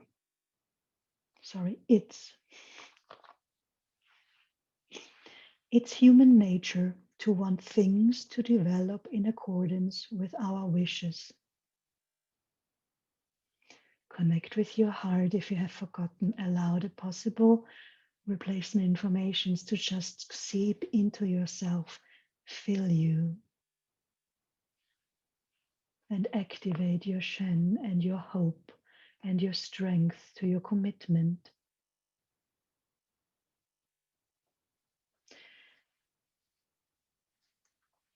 However, to turn our own expectations and ideas into standards for everything is like digging a deep hole and jumping into it. When the pattern of fixed expectations is active, the expectations, ideas, and views we hold can seem absolutely true and totally irrefutable. When defending these expectations and views, we feel nothing could possibly prove us wrong. It seems that the stronger our belief in them, the more we are in the right. This is how we keep digging a deeper and deeper hole until we are completely trapped in it.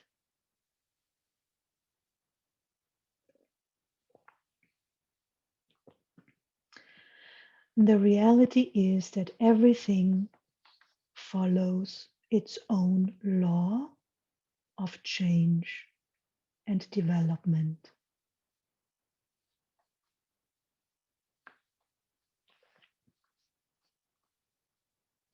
Nobody is able to have complete knowledge and control over how everything develops and manifests.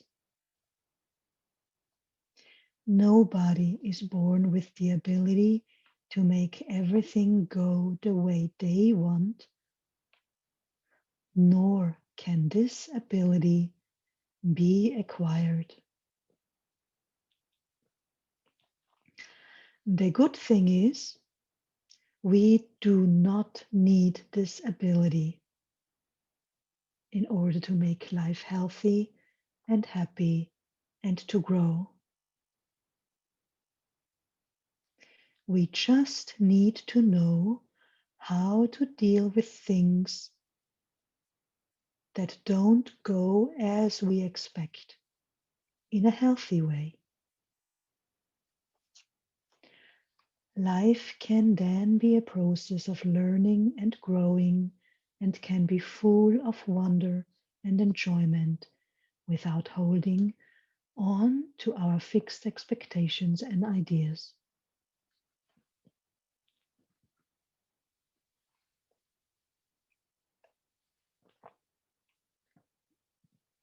It is important to know ourselves, especially our state.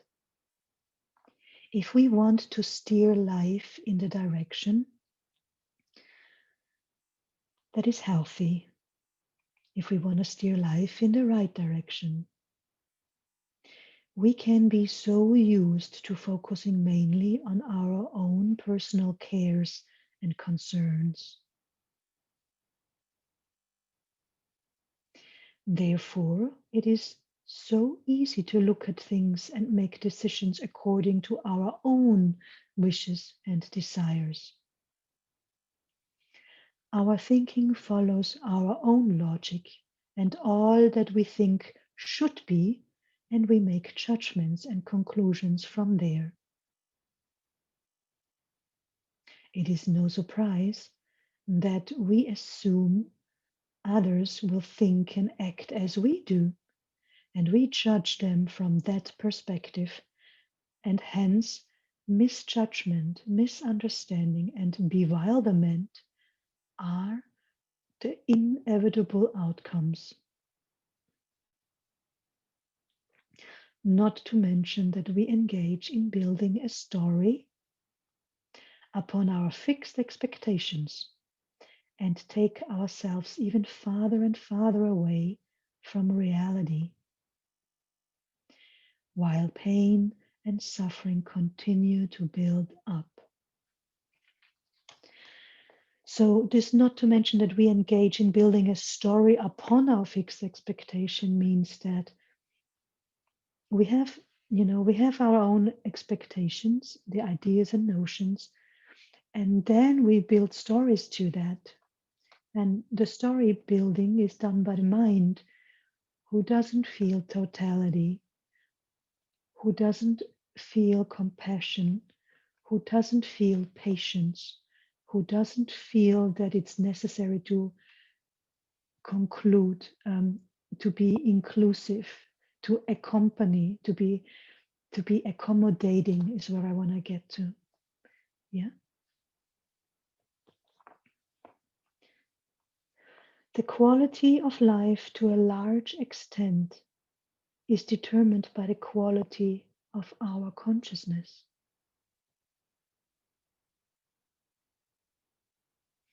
Everyone can think, but too often our thinking is dominated by the pattern of fixed expectations, false assumptions, preconceptions, and taking things for granted. What we think and see can become twisted, incomplete, flawed, unfounded, or even biased. Obviously, this can have a huge influence on our life. Improving the quality of our thinking is therefore, to anyone who intends to improve life, a serious matter. Improving the quality of our thinking is the serious matter. Yeah. To achieve this, a good intention is not enough. A lot of work is necessary.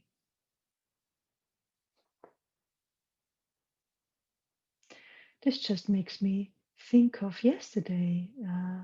Janse has referred a lot to this pattern.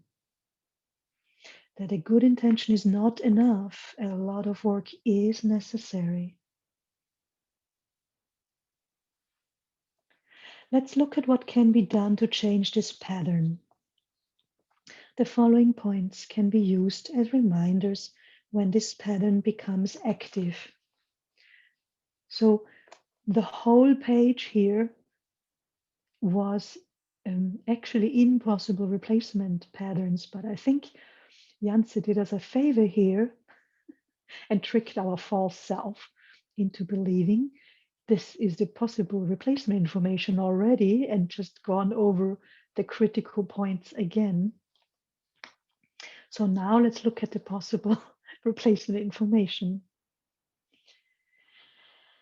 Number 1, observe your own speech and behavior keenly.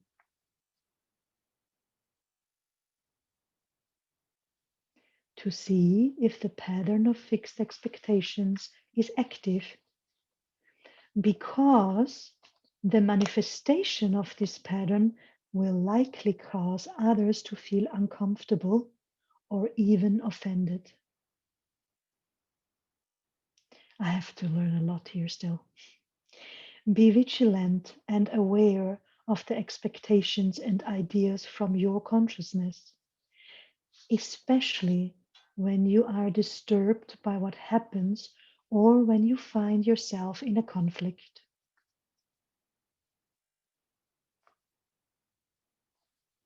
Examine the underlying assumptions and preconceived positions and whether they are sound and reasonable. Look at where your ideas and expectations have come from. Have you jumped to a conclusion? Constantly ask yourself if your judgments and views are sound and reasonable. Bear in mind that there is always room to improve our views and judgments so they can be objective, fair, and balanced, and so they can reflect the truth. Make the above a habit.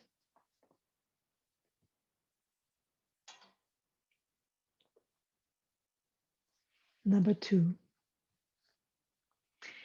if you cannot relax and feel calm until you know that things have gone exactly the way you want, you may have the tendency to control. To work on it, try to catch yourself when the urge to control appears. Take a moment to look inward to see the state you are in. Think about the harm this state might cause to yourself, to other people, and your relationship with them, and the thing or situation you are trying to control.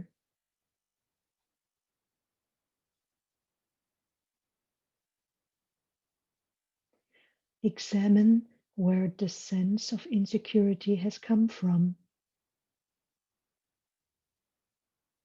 Ask yourself if it is absolutely necessary to exercise control this way. Does this work? Does it make you feel safer? Is it really beneficial for the thing or the situation? See if there is a different way opposed to controlling or trying to control. A way that can get things done just as well, but through a process that is more beneficial for all. In fact, there is a way.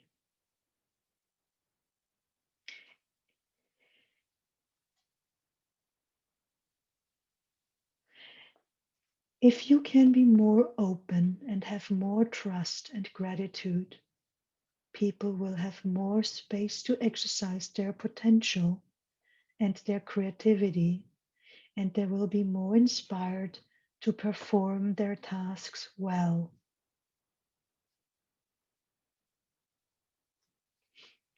I think this is so crucial in relationships.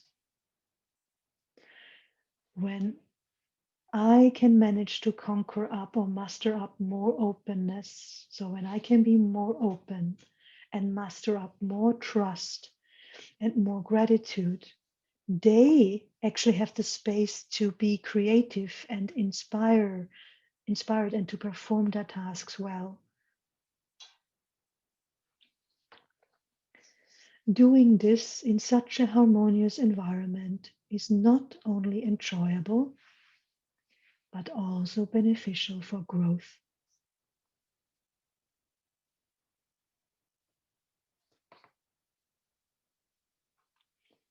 Number 3, do your best whenever doing something, and at the same time have a natural attitude towards both the process and the outcome, regardless of how they unfold. So number 3 is a short one, but it's a very crucial one. Yeah, do your best. Oops.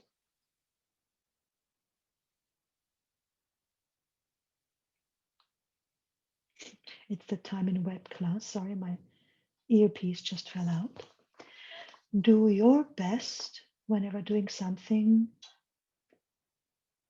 but be natural towards the outcome and also towards the process in which to get there.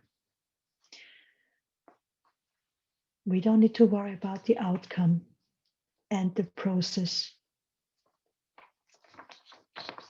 We take care of doing the best and following the laws and using a system that follows the laws, and we will be all right. Number 4, things happen. Things we are not used to, or things we dislike or even hate. They have their causes, and we may not know all the causes. No matter how we feel about them, what has happened has become reality. If necessary, learn to accept things instead of painfully resisting or hoping that they hadn't happened. The good thing is that reality is not fixed. It will continue to evolve. Look ahead and think about what you can do to help transform and develop matters in a positive way.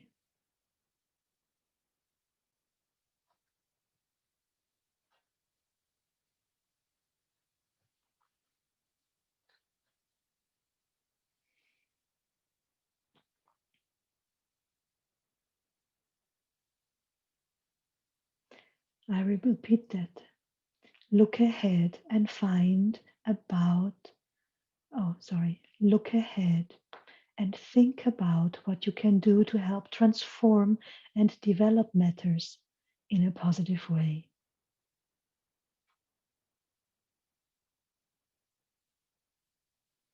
Number 5.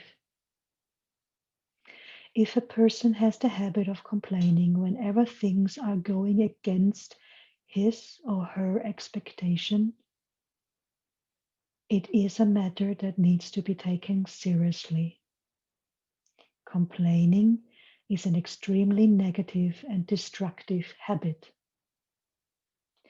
This behavior and the information it puts out do not have any positive effect on the people or the thing or the situation or the objects involved. They only cause more harm and make the situation worse. To change this habit, apart from paying good attention to and working directly on the behavior itself,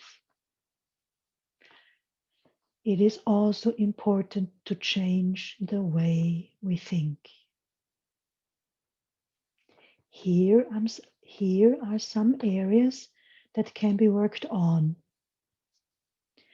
Recognize that complaining is a bad habit and that it cannot change what has happened, and that it will only make things worse.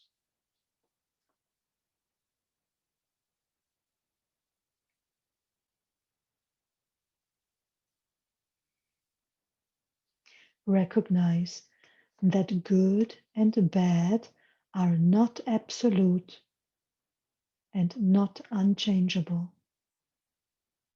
Whether something is a good thing or a bad thing is often determined by how we see it and what we do with it. A so-called bad thing is often an opportunity for making a correction or improvement. For example, when we fail at something, we learn where our weaknesses are and we work to strengthen the weak areas.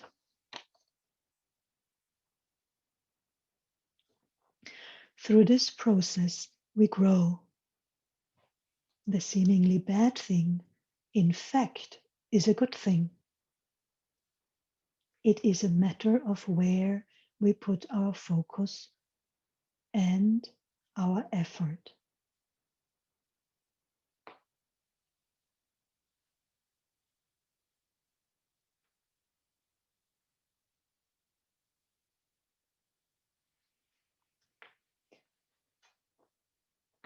The conclusion to this pattern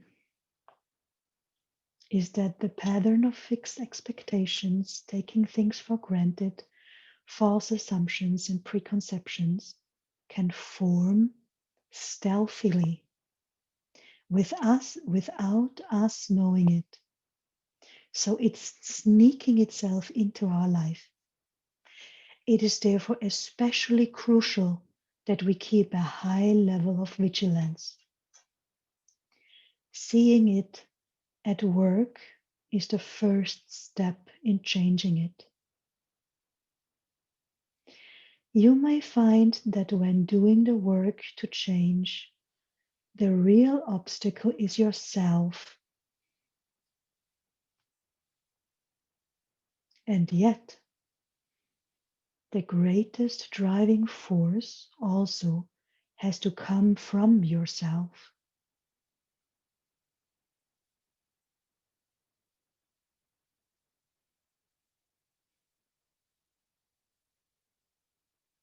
So, through becoming aware that this pattern is at work, it is not the world, it is not the situation, it is not the others that aren't changing. It is most likely yourself being the obstacle, but you can also observe that you can change this situation because it comes from you. You can change it inside of you through viewing it differently. Confidence, determination, and perseverance are crucial. Change can be expected when they are in place. I will say it again. Confidence, determination, and perseverance are crucial.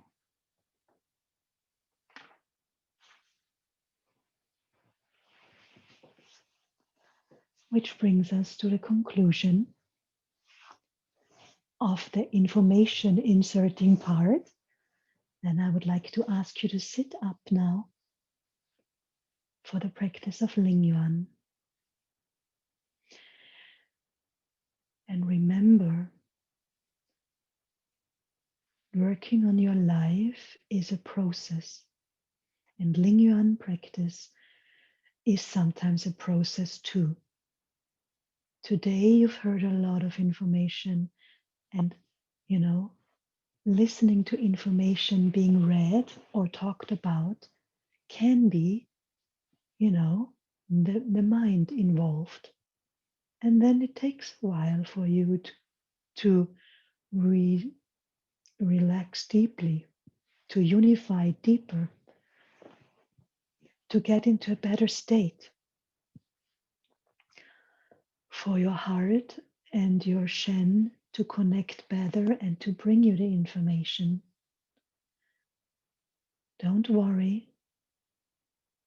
You have a few weeks now, every day practice and, be flexible. Allow the other parents to come into your observation and keep trusting your Shen.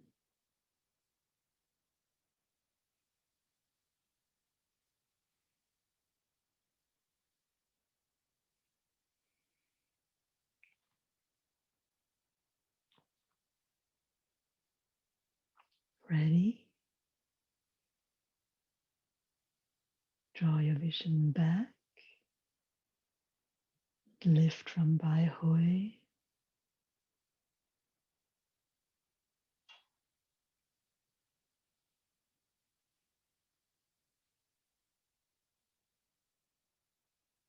Lift Hui Yin to lower Dantian. And relax.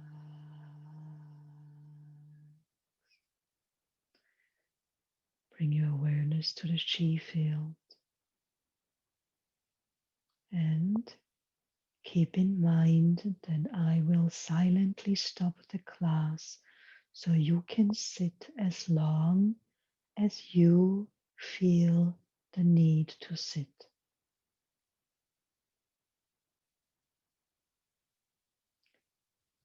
Get in touch with the Qi field. Make yourself one.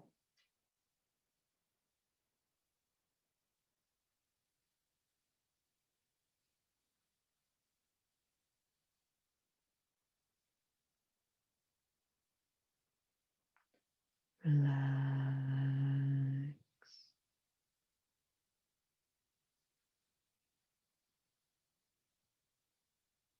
Feel the love and support of the Qi field.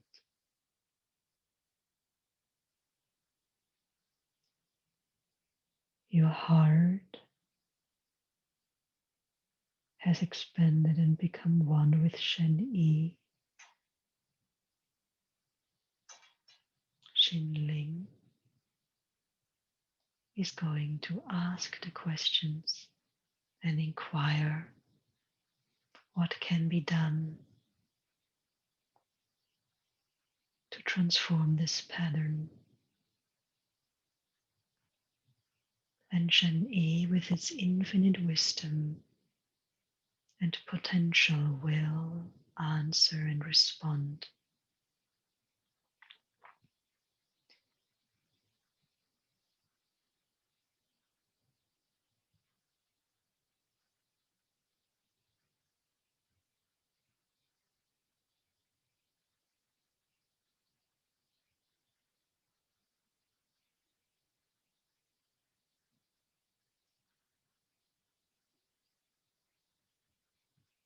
Feel this trust in your Shen Yi.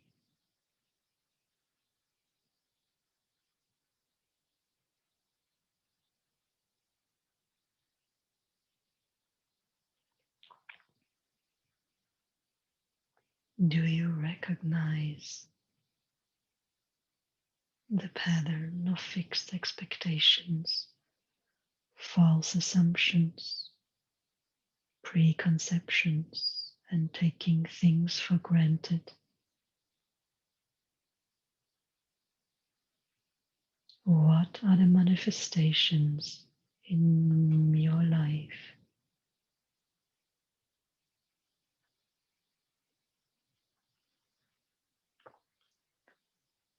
What are the causes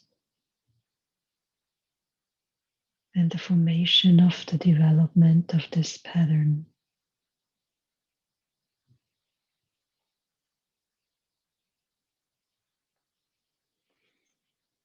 What is the possible validity of why you still keep holding on to this pattern?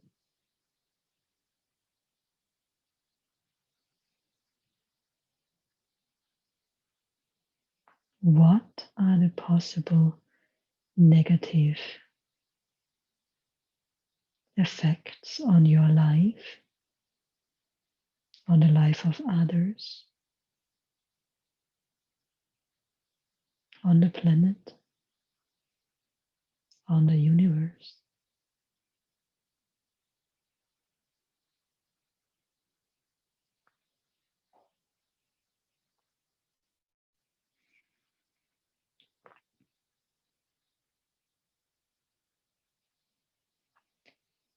What is your intention in regard of what to do with this pattern?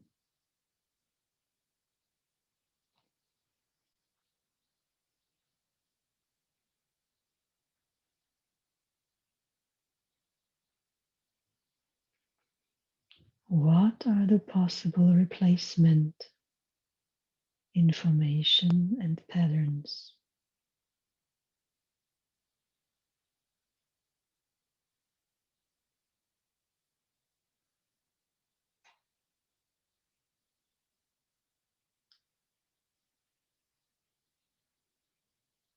And when you have received some answers, some information, then spend some time to accept and affirm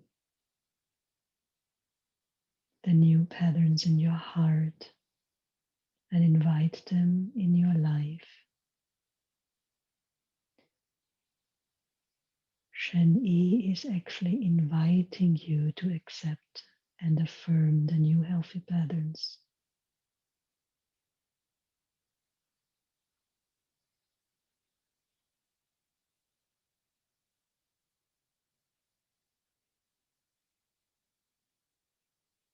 Trust this process. Trust your Shen. If you trust your Shen, you can let go of all control and you can be free.